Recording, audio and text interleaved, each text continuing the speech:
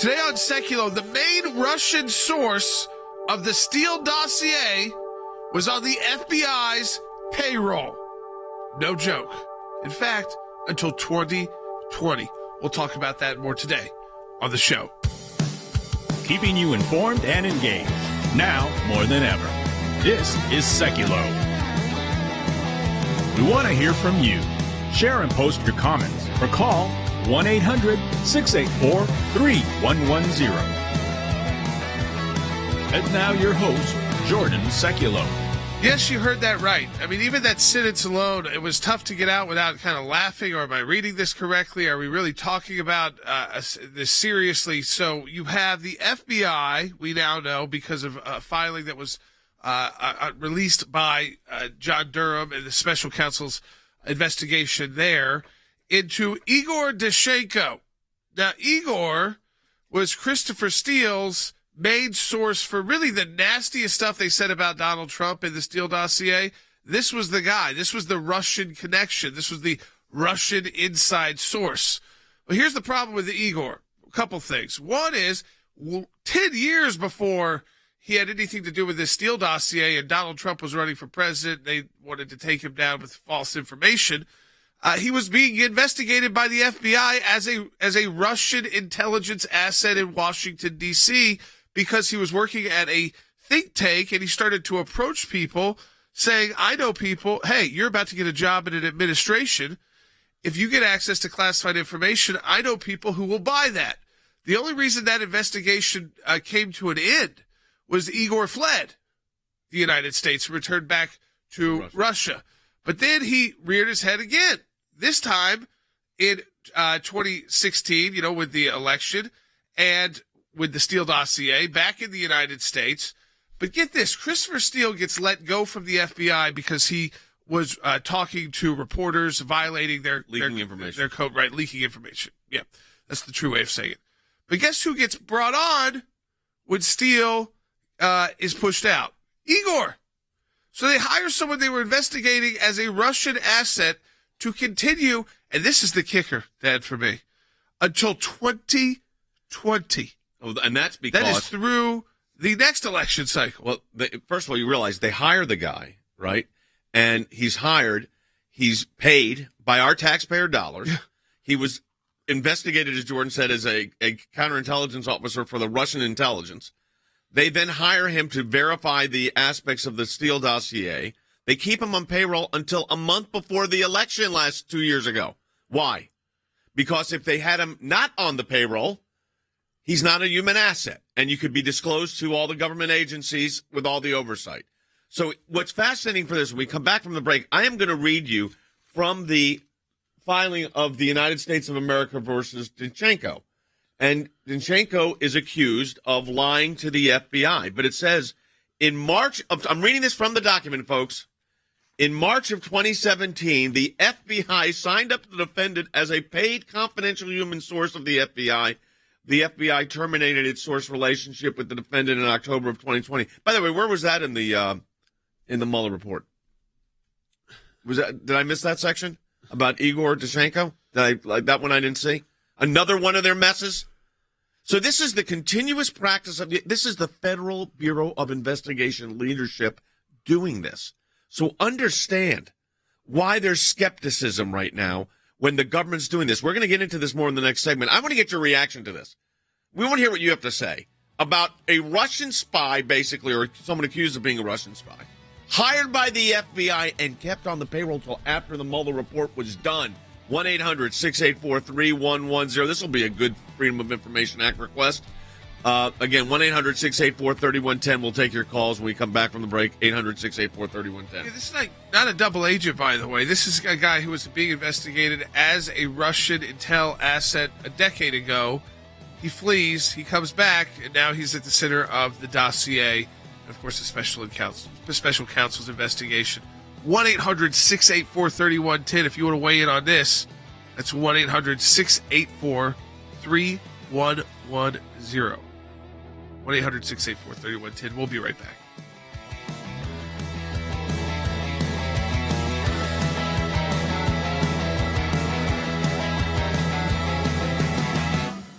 For years, you were told by the mainstream media, by the ABC particularly, that President Donald Trump had colluded with Russia to win the 2016 election against Hillary Clinton. The implication was pretty clear. He stole it with the Russian help.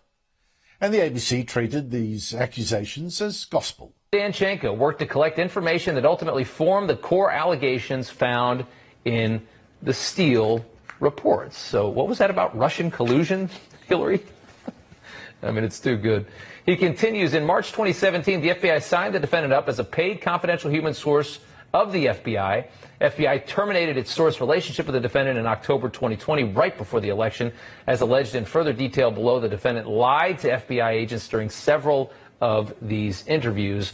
Durham charged Danchenko last year with repeatedly lying to the FBI about his work on the dossier and his sources for the dossier. They hire him after they detect in their first interview with him in many years, in January 17, that he lied to them, that he denied being tied to Russian intelligence. They had to say, listen, buddy, we know you're tied to Russian intelligence. He corrects himself then. They then go and put this man on the payroll for 3 years, trying to dig up dirt on Donald Trump. It's an extraordinary thing. And now we know that while he was doing all that work for the FBI, getting paid by American tax dollars, he was lying to the FBI, not once, not twice, 5 times in the indictment. And John Durham says he's going to reveal many more lies that Igor Danchenko told the FBI during this time. There was no collusion. We've learned that the file of allegations that the FBI relied on and leaked to the media, a file accusing Trump also of hiring prostitutes in Moscow to do disgusting deeds I can't mention, was in fact cooked up by a discredited ex-spy paid by people working on behalf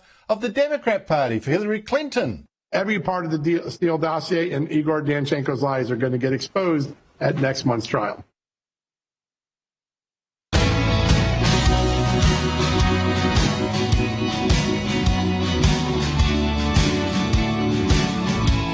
So here's in the special prosecutor John Durham's latest filing. He says that Igor Danchenko, the primary source for the discredited Steele dossier, this is the Russian source that Christopher Steele was relying on, was paid by the FBI as a confidential human source for 3 years, despite prior concerns and investigation that he was tied to Russian intelligence services. That's because about a decade ago, when he was at a think tank in Washington, D.C., and there was about to be a new president, some of those people were going into the new administration, and he grabbed them by the side and said, hey, I know people, you're going to have access to classified info. I have people that will pay, top dollar for that. Those people then reported him. They did the right thing, reported him, and he fled.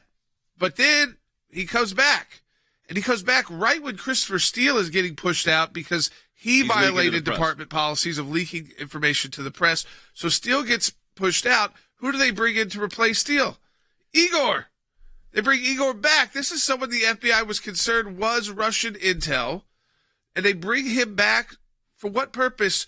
Up until a month before the 2020 election. And the only purpose would be to continue to push their bogus claim that the dossier was legit. And to also not have to disclose this to oversight committees because he was a current asset. I want to read you exactly the wording used by Durham. I think this is coming from the brief filed in the U.S. District Court in the Eastern District of Virginia, which is Alexandria. In March 2017, the FBI signed the defendant up as a paid confidential human source of the FBI. The FBI terminated its source relationship with the defendant in October of 2020. It's a month before the election. As alleged further in detail below, the defendant lied to the FBI agents during several of the interviews. So understand exactly what has taken place here. They hire a guy. They pay him. Mueller was done. And they're still paying him. Ask yourself this question. Why in the world were they still paying him until a month before the 2020 election? How come this wasn't in the Mueller's report? He didn't know about this? I mean, really, please. And they talked about collusion? I mean, there was no evidence of collusion with the Trump campaign and Russia. Yeah, but there's evidence of the FBI kind of colluding with Russia or Russian agents. Yeah, and they thought this guy was a counterintelligence agent for the Russian FSB. Totally unrelated to this. Yes. Like a decade before, because he went around, first of all, he had a lot of contacts with the Moscow embassy, the Russian embassy in D.C. with intel people. So he was seen around D.C. with the intel people from the embassy. So that's one side. Second side is he literally went up to people at his place of work in a think tank and said, hey, you're about to go into the administration. You're going to have access to classified info. I have people who will buy it. I mean, that's pretty upfront as it gets. And those people reported him, and he fled. So they opened up an investigation that first time, but he fled the country. We're taking your phone calls at 1-800-684-3110. That's 1-800-684-3110. Let's go to Carolyn in Virginia on line 3. Hey, Carolyn. Hi. This is the first I've heard anything about this. Why are we not hearing about this on the major news network? Because it totally cuts against the narrative of the left. And that was, that Mueller failed only because he couldn't prove beyond a reasonable doubt that there was collusion between the Trump campaign and Russia. They certainly don't want out there that the FBI hired a source that was the subject 6 years earlier of a investigation because they thought the guy was an FSB. That's the Russian KGB, basically, the replacement for the KGB.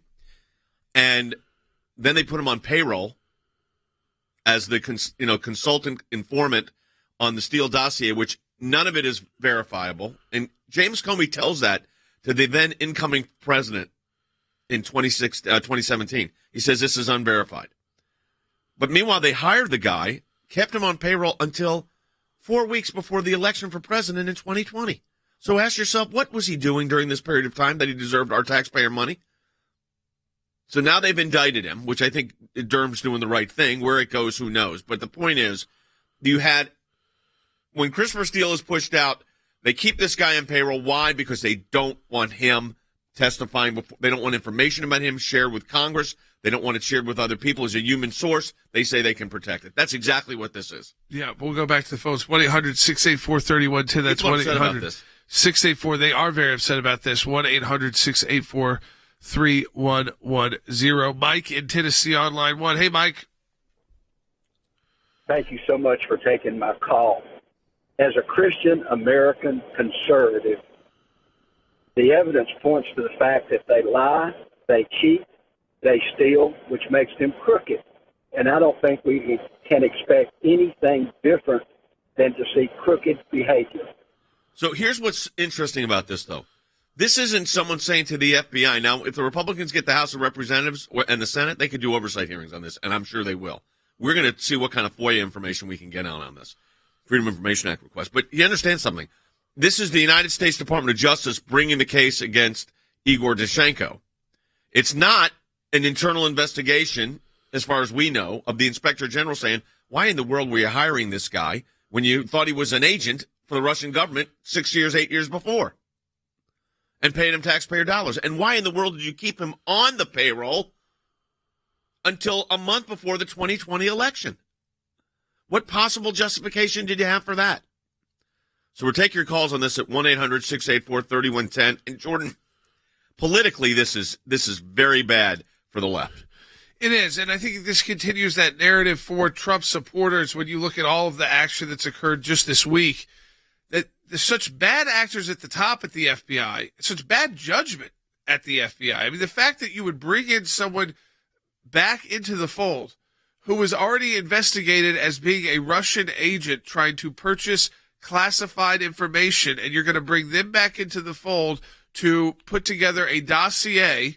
You're going to pay them out of taxpayer funds, make them an asset of the U.S. government when you suspected they were not some kind of double asset, but they were actually an asset of the Russian intelligence community. And why on earth this, again, formed the entire basis for why there was a special counsel investigation.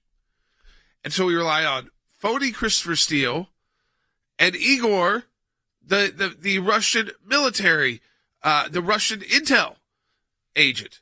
And they were paying them with our dollars. And this, again, I think it directly relates to what we're seeing right now at the FBI, which is it feels like political persecution of conservatives and certainly people surrounding President Trump.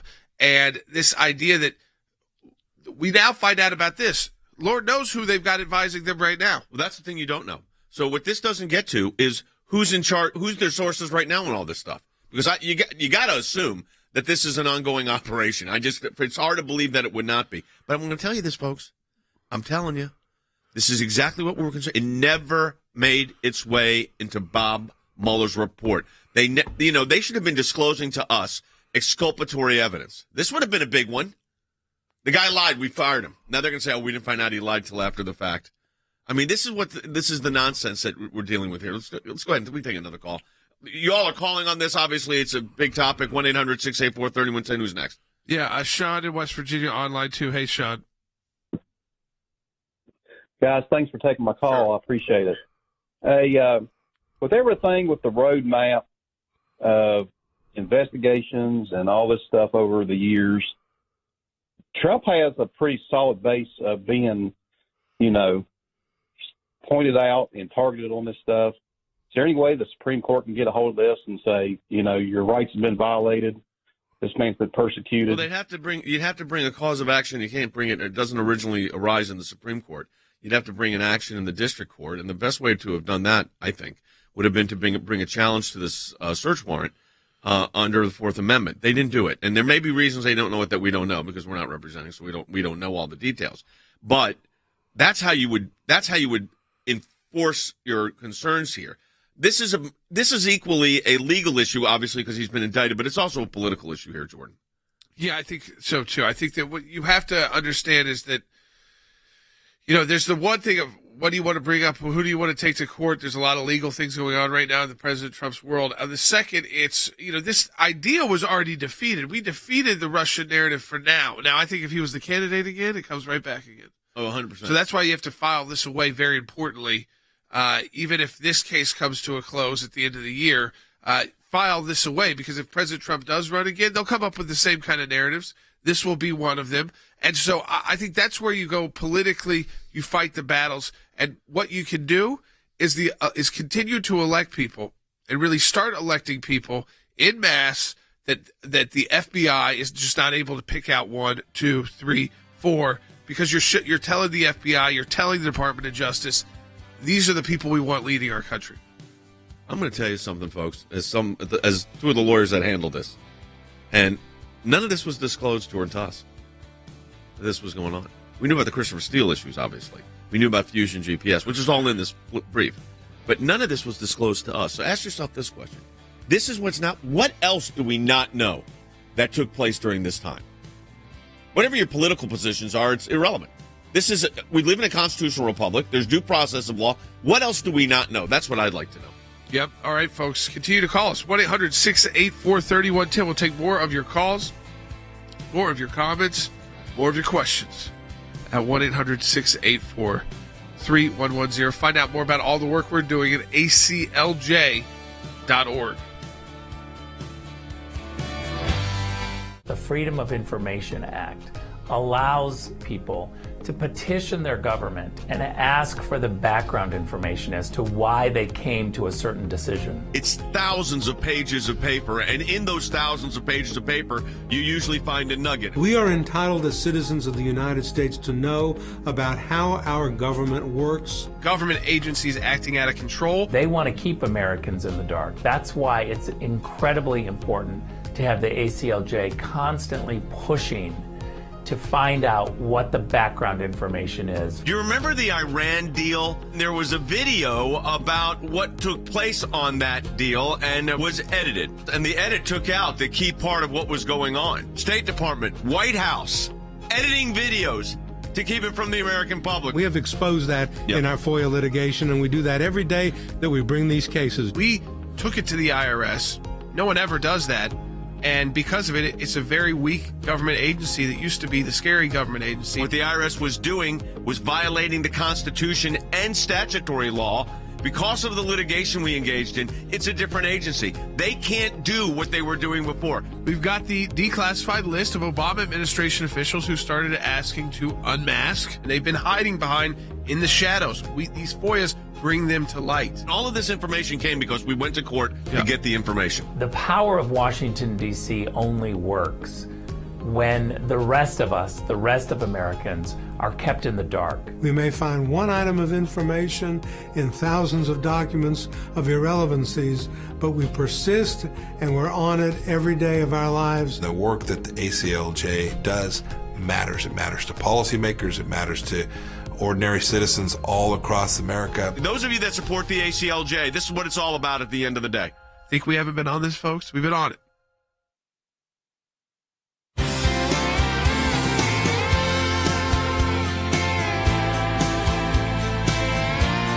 All right, so I think at this point, you know, Christopher Steele, he was Fusion GPS. He was this former British spy who became an asset for the FBI, putting together this dossier and report on Donald Trump that was being paid for by the Clinton campaign. Okay, so we all know that.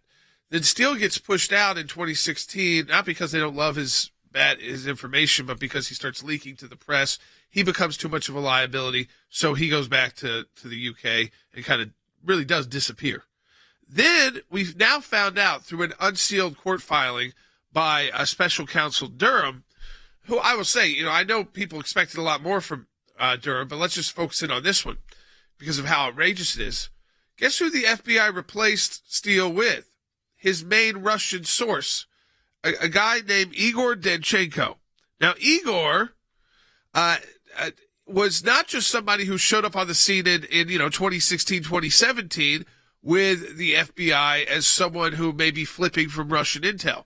No, in fact, he was being investigated during his time in Washington, D.C. with the D.C. think tank by the FBI because he started approaching his colleagues at that think tank who were about to leave the think tank and enter a new administration and said to them, hey, you're going to have access to classified information. I have people who pay top dollar for that. If you're interested, his colleagues report him. He flees the United States. Then, a few years later, 2017. So they don't have Christopher Steele anymore. They need the guy who made the allegations in the dossier. Where's this Russian source? Well, now we know. It's Igor Danchenko, the former Moscow Russian intel a guy who was being investigated for trying to get classified info and buying that from people about to enter an administration, is who they're using as the main source for the most salacious info in the Steele dossier. Yeah, and let me read to you. It says, the FBI learned that Christopher Steele relied primarily on a then U.S.-based Russian national, the defendant Igor Danchenko, to collect information that ultimately formed the core allegations found in the Steele report. It also noted that in July and continuing through December of 2016, the FBI began receiving a series of reports from former British government employee Christopher Steele and his firm. Earlier that year, Perkins Coie, a U.S.-based international law firm acting as counsel to Hillary Clinton's presidential campaign, retained Fusion GPS to conduct research on Trump associates. It then says that from January 2017, listen to this, folks, listen to the dates here, from January of 2017 through October of 2020. Now, Mueller is long done. October of 2020, and as part of its efforts to determine the truth or falsity of specific information in the Steele report. So they are still looking at the Steele report in October of 2020, a month before the election, and the Mueller report had been closed and the report issued, and he'd already testified before Congress? I mean, think about this. Then it says the FBI conducted multiple interviews of the defendant regarding, among other things, the information that he provided to Steele. It then says, and I want to get this exactly as it's written, in March of 2017, so this is 2 months after Donald Trump was sworn in as president of the United States, the FBI signed up the defendant, so they weren't stopping. As a paid confidential human source of the FBI, it means taxpayer dollars went to him. The FBI terminated its source relationship in October of 2020, and the allegation is the defendant lied to FBI agents during their interview process. Folks, none of this was anybody made aware of during the course of the Mueller probe. Are you going to tell me Bob Mueller and his team didn't know about this? That this was that false? They should have opened and closed. They should have never opened Crossfire Hurricane, but it should have been closed immediately. And this just shows you how it reeks. So when I see these guys on CNN, the former FBI directors, assistant directors, please. I mean, really. Let's go take some more calls. 800-684-3110. Yeah, let's go to Jerry in Rhode Island on line 4. Hey, Jerry, welcome to Secular. You're on the air. Hello, team. 5 years, and we keep hearing stuff about the FBI. Now I'm talking to two members of the legal team, taxpayer-funded, who paid for the impeachment. Are there discovery sanctions against somebody here that you guys didn't have this information? Well, it was exculpatory information that they should have made us aware of, but they were going to say they weren't going to indict anyways because they couldn't indict us. You can't indict a sitting president. So that's their defense. But you would have thought in their report, in the transparency and honesty, they would have said, hey, listen, we checked this source now, which was paid for until, of course, he was being paid for after the guy was being paid after Mueller wasn't being paid. Bob Mueller was done. Jim Quarles done. That whole group done. Andrew Weissman done. And they're still paying this guy, the Russian source. Think about that. Is really unbelievable when you realize what they've done here. Yeah, it is. 1-800-684-3110. I want to continue to take your calls, your questions, your comments as well on the broadcast. And let's go to Drew in Texas. So we're getting calls all around the country. I love to see that because you see that people care about this from all over the country when this news breaks in, because they're not spending enough time on it on mainstream news outlets or cable outlets. I think still the queen does some of that news, and still it's just not getting the attention it should. But let me tell you something. File it away, because it'll all be coming back if Donald Trump runs for president. They'll start their narrative, and we need to remember who wrote those narratives. It's Igor Danchenko, a Russian intel asset who made lies that the FBI has confirmed were lies about President Trump. So, hey, Drew, welcome to the show. You're on the air. Hi. I just want to know, when are the Republicans and Democrats, both of them, going to be held accountable? Because I do remember right before the election here with Hillary Clinton, that who was it? Was it James Comey, the FBI director, before leading up to the 2016 election? What happened? Why did they drop Hillary Clinton's emails right before the election? It's almost like the Republicans and Democrats are both kind of snakes in the grass here. And hear me out. Y'all remember Oliver North? Y'all remember Ronald Reagan? That whole deal? Well, here's the thing: is this happens all through history here. Oh, this is okay. Look, part of this is, politics is a nasty business. Yep. Look, what James Comey did was wrong on 3 different counts. He should not have announced that they'd open an investigation against Hillary Clinton 4 weeks before, 6 weeks, 8 weeks before the election. That was ridiculous. Then he should not have announced that he closed it. Then he should not have announced that he reopened it. He should have said nothing the whole time. And we criticized him for impacting the election. I don't know if it would impact that on votes, but I will tell you this. It was the Department of Justice had no business doing it. And he didn't get to make prosecutorial decisions, and he did. Because he felt Loretta Lynch, the Attorney General, wasn't capable of doing it. This is the problem with all of this. We got another half hour of this broadcast. We're going to get into that, folks. This is a bombshell.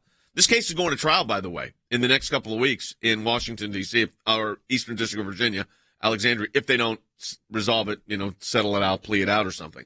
But, it is a bombshell of information. All right, folks, to join our broadcast, it's 1-800-684-3110. There's one line open right now, so you can grab that during this next quick break. It's only about a minute break. Yeah, that's right. Secular Brothers podcast at secularbrothers.com. That's SEKULOW brothers.com. So our third podcast we'll be doing today. So, again, we haven't pre-recorded these. We're going to be doing them today in the afternoon, and it's a totally different vibe. If you have heard it, if you have listened, if you're in any of the chats, too, let us know during this show if you have listened to the podcast yet, or are you watching it, or are you doing it through Apple Podcasts or Spotify? So we've got both the way for you to do the audio, to do the video, a little mix of both. But we really appreciate you checking it out. It's a very different tone, sometimes totally different topics, 100% different topics. Sometimes there's something we might still hit, but in a very different way.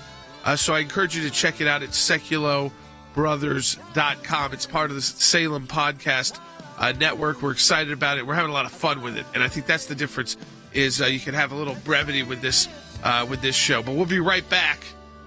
Second half hour, Seculo, coming up. We're in a fight for life that is incredible right now. Barbaric and horrific. This is the New York State's law on unrestricted abortion. No protection for the unborn child. Not only they passed it, they celebrated it. Zero protection. Used to have personhood protection. Right. Now they don't. That is now all completely repealed. We've handled a series of cases involving those that are being persecuted for their faith. They called it terrorism, but they actually use in the indictment itself the word Christianization. A principal comes and yanks your Bible away. A teacher became aware that the student was reading from the Bible.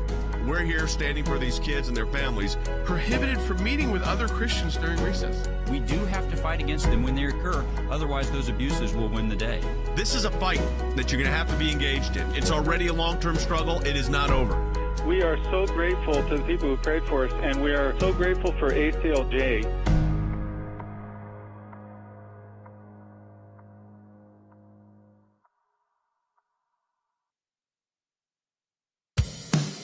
Keeping you informed and engaged. Now more than ever. This is Seculo. And now your host, Jordan Seculo. For our second half hour, I think I had to reset it just for a little bit, so bear with me if you've been listening to the broadcast the first half hour, because it's so shocking to hear the first time.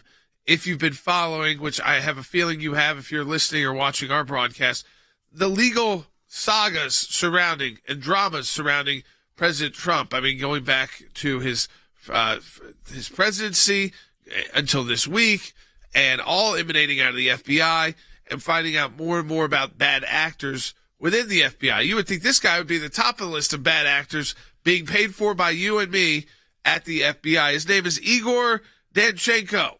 He was a Russian who was working at a U.S. think tank about a decade ago. And that was his first run-in with the FBI. Not a positive one then.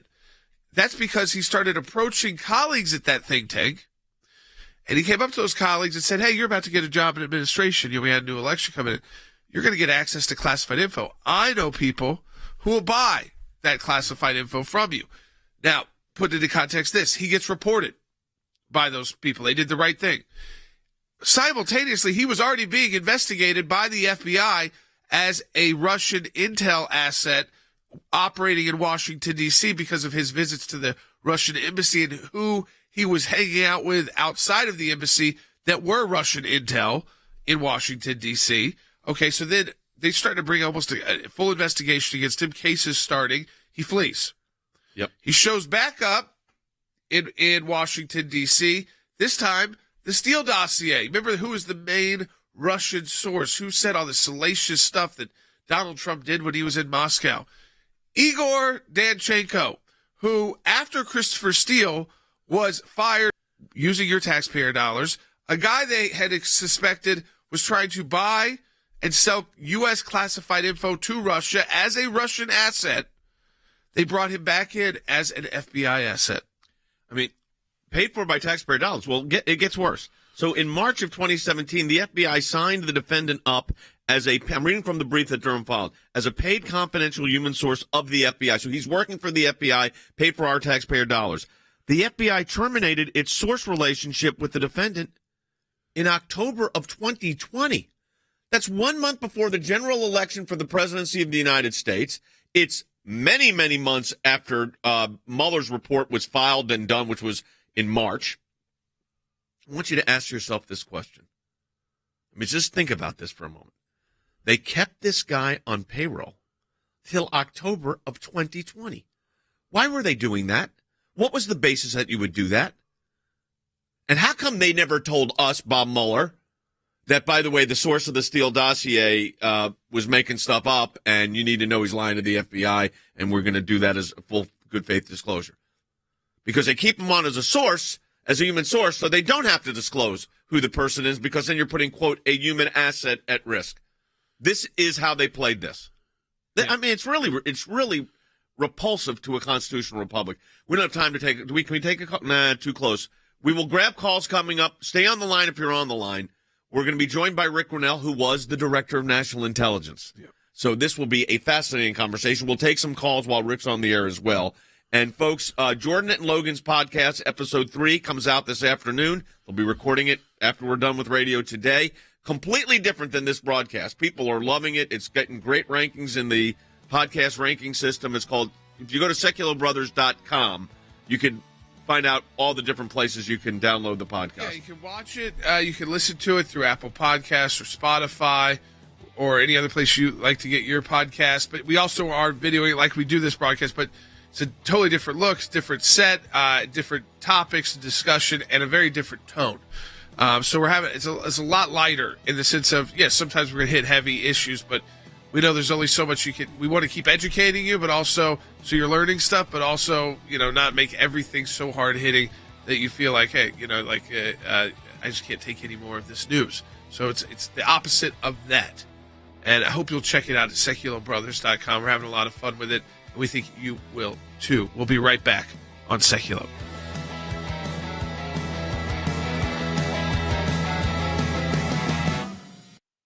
In my time in service, both as the CI director and as Secretary of State, I watched the good work that the ACLJ was doing here in the States and all across the world. The ACLJ's work at the UN, overseas with the European Court of Justice, is incredibly important. We have on our team lawyers, non-lawyers as well, that are policy experts. They're all engaged in foreign policy issues. We have been focused on protecting the nation state of Israel, particularly before the United Nations. We don't shy away from the battles that are going on at the UN and just complain about them. We actually try to go in and do something positive and actually affect change. The risk of an incomplete or unsolid relationship within the United States of America and Israel is real. Israel is very important to the ACLJ, and we will always fight for Israel's rights. We had a series of cases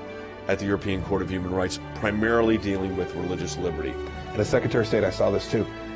Nations that had more religious freedom were on firmer footing. They had better democracies.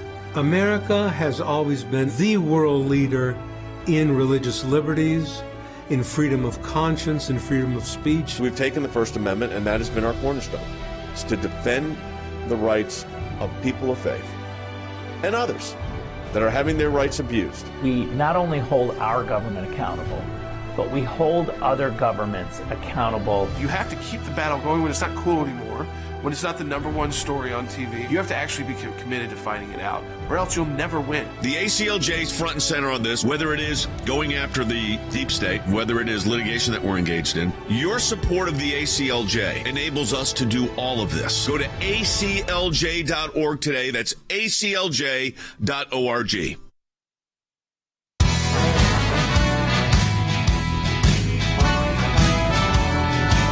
All right, welcome back to Seculo. We're going to take your phone calls, too. We're going to continue to take those while we've got Rick Renell with us at 1-800-684-3110. So, Rick, you were the acting director of national intelligence. This story we're focusing on today, which was released because of court filing by special counsel Durham about a guy named Igor Danchenko, who was once investigated by the FBI as being a Russian intel asset trying to buy classified info while he was at a Washington, D.C. think tank from people about to enter a new administration. Then he flees because he gets word of they're investigating him. They're hot on his trail on that. That's an easy crime to prosecute. So he goes back to Russia. But then the FBI trusts him once again. They get rid of Christopher Steele because Steele is, he's going to the media. He's leaking to the media. So they bring in Danchenko for a multi-year gig as a confidential human source going through 2020. And Rick, this is the guy who supposedly had all the salacious lies, now we know, about President Trump when he was in Russia. This was the source. And yet, even after that first time around, when they knew he was no good, the FBI brings him back on the taxpayer's dime as a confidential source. Look, let's be very clear. Danchenko was hired and paid by the FBI. Well, the FBI absolutely knew that he was a liar. They knew that he had lied so many times they couldn't trust him, but yet they paid him. Now, you ask yourself, why would the FBI be paying somebody who they don't trust? And I can't answer that. What I can tell you is that FBI agents rank and file, DOJ officials rank and file, all knew that the Steele dossier was filled with fake news, that Steele himself was compromised and paid by the Hillary Clinton campaign, and that Danchenko was the source for the Steele dossier, and he was not a credible source. Everybody knew that he was a liar. The FBI continued to pay him. Someone in the Senate has got to go crazy with oversight. This is an outrage. American taxpayers were paying a liar. So, Rick, let me give you two theories that I have. Number one, of course, Mueller never tells my legal team, which included Jordan, when we were representing President Trump, that this was the situation with the Steele dossier. Never comes up. So you talk about exculpatory evidence. The guy they relied on, they're investigating. Okay, so that's one thing. Number two, or that his information was not trustworthy or truthful. Number two, he is retained and paid for. This is what I keep telling everybody, Rick, until after Mueller is done. He is history. Finished. And then they still are paying this guy. So here's my theory. You asked the question, Rick, why are they paying him? Because as long as he is a human asset, their disclosure, and you were the DNI, Director of National Intelligence, their obligations on disclosure are significantly reduced. That's what I think it is. So what you're touching on, Jay, just to summarize, is that if he's still a paid informant, then he is a source that everything he said, did, or touches can be redacted and covered up, which then means we continue to pay him so that the cover-up is never known to the public that we screwed up. It's a public relations exercise for DOJ and the FBI, who knows that they messed up, but if they continue to pay Danchenko, then they get to say, you don't get to see any of the real truth, any of the information, because we have to keep a source's name covered. It very well could be the reason. Yeah. Let me go to the phones, and if you want to talk to us on air, 1-800-684-3110. You're also talking to Rick Renell. Connie in Washington State online, too. Hey, Connie. Hey, thank you so much for taking my call. So I agree. You're right. This is a bombshell revelation. My question is, why do we have to wait until the Republicans take over the House for oversight to begin in all of this? What happens if the Republicans don't take over the House? You'll have no oversight. That's what'll happen. I mean, Rick, the reality is that the oversight function here is how you get to. We'll file FOIAs on this, but they're going to say ongoing investigation. But I'm having our team look at that. But the truth of the matter is, if the Republicans regain the House or the Senate or the both, this is certainly subject to oversight by the House of Representatives. If the Democrats still control the House of Representatives, however, I mean, let's just be clear. It's not likely that they're not going to do oversight on this because it's embarrassing. No, I think Connie makes a really great point about the problems of oversight and the politicization that we have going on in Congress. And we must have members of Congress on the House and the Senate side that, regardless of how embarrassing it is for Democrats or Republican administration, that they get to the truth. And if I can just say one thing, this is why I'm so proud to be part of the ACLJ, is because I am part of a family that gets to the bottom of facts and pushes the U.S. government, holds them accountable no matter what. And this is a case, Jay, that I think that we should absolutely look into, that we should take up. Thanks to our supporters, we have a team of lawyers that can do this. But this is an outrage. Your tax dollars are paying for a liar simply because DOJ and the FBI don't want to admit that they messed up. It's really, I mean, I got to tell you something. It is, as the lawyers that handle this is breathtaking. I'm glad Durham filed this is in a brief, by the way. It's the only reason you found out about it was he unredacted. He filed the brief unredacted because they're getting ready to go to trial. But it tells you how serious this was and the corruption on this. And they kept him on payroll till a month before the 2020 election, just so, in my view, and this is speculation a bit, folks, but we've been doing this a long time. He's a human source. We don't disclose it. Yeah, you couldn't be disclosed before the election. Right. I mean, so you wouldn't have had time to file the right things. He was being paid until the end of October. Believe me, this was not the story Election's that first Tuesday in November. Joe Biden would have not wanted this story out if you were a Democrat running for president. No, absolutely not. Let's go to Mary in North Carolina on line 6. Hey, Mary. Hey, thanks so much for taking my call, and thanks so much for helping us understand and know the truth every day. You guys are great, and we are so grateful to have you, and God bless you all. Thank you. My question is, Congress and Mueller went after Trump, for Russian collusion. These guys were actually colluding, and who's going to bring them to justice? Well, they actually are the people that are colluding. You're right. As far as, the whole investigation, Rick, was this, Russian hoax, as we called it, this collusion by the Trump. And then in reality, the FBI has a paid informant who's knowingly was investigated by the FBI as maybe working for or trying to get information for FSB, the Russian Secret Service, and then turn it around. They use him as a source. Then they fire him, but they don't stop paying him until October of 2020.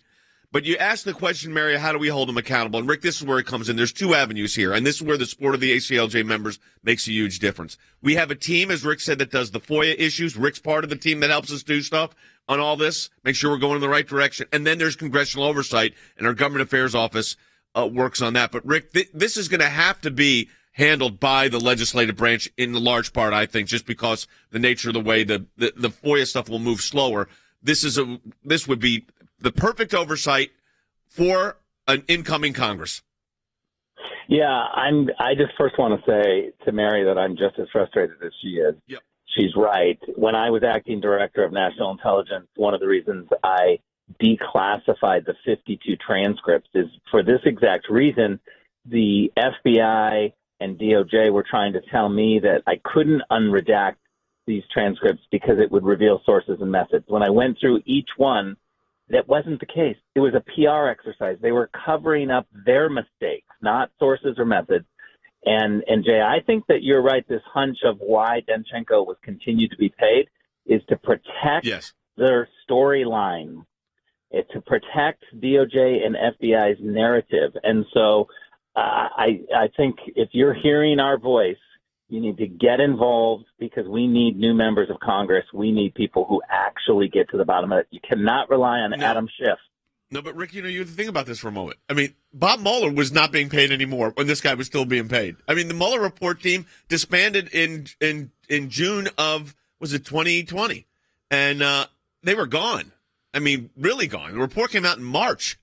And this guy's getting paid till weeks before the election. I mean, literally, not weeks, days before the election. So it's outrageous. Rick, we appreciate it. Rick, of course, is a senior member of our team. We appreciate your expertise on this. Folks, you get the acting director of national intelligence, a member of the cabinet, as part of this team.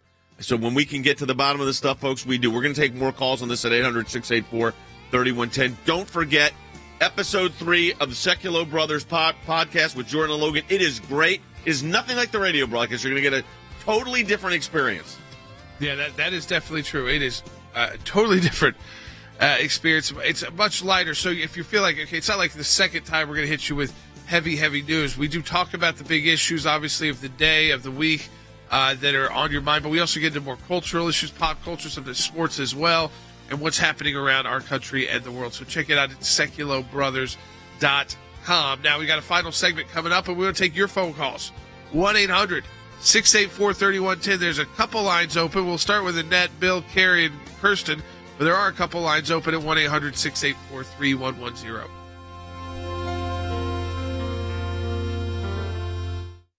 For years, you were told by the mainstream media, by the ABC particularly, that President Donald Trump had colluded with Russia to win the 2016 election against Hillary Clinton. The implication was pretty clear. He stole it with the Russian help.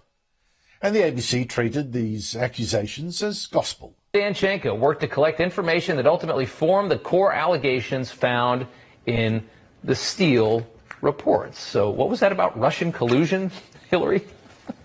I mean, it's too good. He continues, in March 2017, the FBI signed the defendant up as a paid confidential human source of the FBI. FBI terminated its source relationship with the defendant in October 2020, right before the election. As alleged in further detail below, the defendant lied to FBI agents during several of these interviews. Durham charged Danchenko last year with repeatedly lying to the FBI about his work on the dossier and his sources for the dossier. They hire him after they detect in their first interview with him in many years, in January 17, that he lied to them, that he denied being tied to Russian intelligence. They had to say, listen, buddy, we know you're tied to Russian intelligence. He corrects himself then. They then go and put this man on the payroll for 3 years, trying to dig up dirt on Donald Trump. It's an extraordinary thing. And now we know that while he was doing all that work for the FBI, getting paid by American tax dollars, he was lying to the FBI, not once, not twice, 5 times in the indictment. And John Durham says he's going to reveal many more lies that Igor Danchenko told the FBI during this time. There was no collusion. We've learned that the file of allegations that the FBI relied on and leaked to the media A file accusing Trump also of hiring prostitutes in Moscow to do disgusting deeds I can't mention was in fact cooked up by a discredited ex-spy paid by people working on behalf of the Democrat Party for Hillary Clinton. Every part of the Steele dossier and Igor Danchenko's lies are going to get exposed at next month's trial.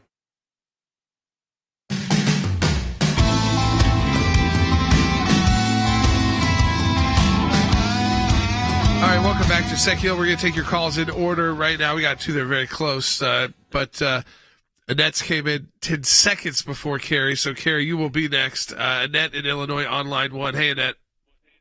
Hi, thank you for so much for taking my call and for all you do. I'm just so disgusted about our media, how they're apparently withholding information about matters of national security. And these things you're speaking of and others for our past, especially around the election cycles, are things that should be informing the voting population. And I just feel like there has to be something that can be done to force our media into a position of actual reporting and perhaps investigative reporting. I'm old enough to remember the years when that happened. And I'm just curious to know, is there any possibility a class action suit could be filed on behalf of states or citizens who have been deprived the information we need to make an educated vote, which is our right? You're worried about it as a voter, and I get that, Annette. I'm thinking, Jordan and I are thinking, we said this during the break, we were the lawyers, and they weren't telling us this stuff. I mean, we were representing a client they were accusing of all kinds of things, and they don't give us the exculpatory evidence. Oh, by the way, the guy we relied on, we already investigated him once, and we're about to indict him. And that would have been some, helpful info. And by the way, he was being paid in this entire time. So here's the thing on the media.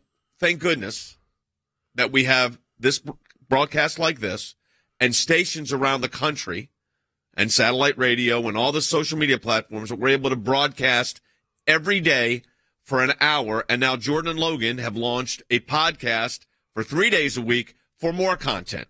So you cannot you can't make the media, under the First Amendment, you can't make the media cover something. What you can do, which we are going to do, is you look at every legal recourse we have, whether it is a Freedom of Information Act request, which will end up in litigation because DOJ will never give you this, or oversight hearings in the House and Senate, both possible, depending on who gets the House and Senate. That's how you do this. So the political process and the legal process is how this works. But frankly, the political process here, Jordan, will be the better of the two as far as timeliness goes. Yeah, that's right. If the political process is coming up in November, all we need is to flip one, the House or the Senate. You can get investigations into this. You can also shut down some of these bogus investigations as well. So things are still looking very good for the House. The House, a lot of these investigations start there. So I think, again, remember to get out the vote. Remember these issues. Don't forget. File them away in your mind. Make sure you remember to talk about these issues. And I think, too, this one's even more long-term than that. This is one to remember, too, if Donald Trump ends up on a ballot again sometime in the future as well. The lengths they will go to try and stop him from becoming president again, because these were the lengths they would go to try and take him out while he was president. Like, back to the phones we go. I said, Carrie next in Montana. Hey, Carrie. Yes, hi. Thank you for taking my call. Sure. I'm going to keep it real short and sweet. We know we're dealing with Democratic left-wing liars. How can the American citizens recoup our tax dollars? That's my question. Well, you can't bring a taxpayer lawsuit. So you can't say, gee, I don't like the way this money was spent on this informant from Russia, so I, as a taxpayer, am going to sue. The reason I'm really up to speed on this is, and we're not going to get to it today, is we've got a big Supreme Court case on issues involving legal standing that we're about to file in the next couple of weeks. We'll tell you more about it probably on tomorrow's or Monday's program. And these issues come up. So as a taxpayer, your recourse is not filing a lawsuit.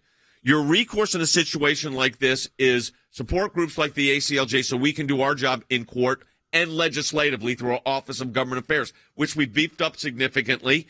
And we are going to make sure that your voice is heard. But a lot of this is going to depend on the outcome of the election. But we also have launched ACLJ action. I mean, we've made a lot of major moves in the last several weeks, really last several months on a lot of these issues. Yeah. Let's keep going to the phones. 1-800-684-3110. We'll go to Kirsten next in Washington State, then we'll get to you, Bill. Hey, Kirsten. Thank you for taking my call and for all you do. Yep. My question was partly answered. I forgot the option of joining the ACLJ, Yes. but my question was, other than voting or praying and voting, what can we do to help uncover? So you can get active in campaigns. You know, the voting is the minimum that you can do. And, of course, praying is important. Joining organizations like ACLJs. Check out our ACLJ action as well, which takes up another step, into the political realm. But I also encourage you, if you're able to, you don't have to have money to help campaigns. Your time is very valuable. Whether it's and if, let's say, if you're not really mobile, so you're not going door to door, phone banking, a couple hours a week for a campaign, helping put together campaign materials. That is a way you can really make an impact where, again, your time is also extremely valuable to campaigns, and volunteering is very important. We know that the left, that is one place they're very strong in, and we need to be able to match that, at least match it. And so always remember there's a step you can go further than voting in our political process. All these local campaigns, from the smallest to the statewide, need volunteers. Your state party does as well. So get involved that way if you can. And there's ways to do it if you're mobile, not mobile. There's just so many options. Your time is valuable for campaigns, and to donate it that way, I think is very important. Let's go to Bill in Wyoming as next call. Hey, Bill. Hi, thanks for letting me call you. This is one reason why I vote as often as I can. My question is, how does this affect what's going on with the business in Mar-a-Lago with this new information? So there's a couple of things. Number one, these are independent issues. So the search warrant is now subject to some litigation from the president's current lawyers against the Department of Justice as it relates to the search warrant being executed, and specifically as to the appointment of a special master, which the judge said she is going to do. The Department of Justice is talking about maybe appealing that, so we'll see. But that is a different issue. So that's a case where the former president sued the Department of Justice. This case, it is the United States of America, through the Department of Justice, that has brought a criminal indictment against Igor Doshenko. So that's the differential here. So they really are independent of each other. But what it does show you is that you got to look behind the scenes as to what's really going on. Because one thing you cannot explain with any of this, frankly, is, A, how did we not get information about this when we were doing the whole Mueller probe, and that this guy was paid after Mueller was not being paid anymore. They were still paying this informant up to days before the 2020 election. Inexcusable. So the ACLJ's teams, our government affairs team and our litigation team that does Freedom of Information Act requests, we'll attempt to see where there's avenues there. We're bringing it to you on this broadcast, which we produce 5 days a week, live. A lot of you are hearing it tape delayed, of course, as well, but live, day and night in some markets. Of course, SiriusXM and on all the social media platforms. So when you support the work of the ACLJ, you're allowing all this information to get, because we spent an hour today going over this with you. You're not getting that anyplace else. So you understand what your government was doing here.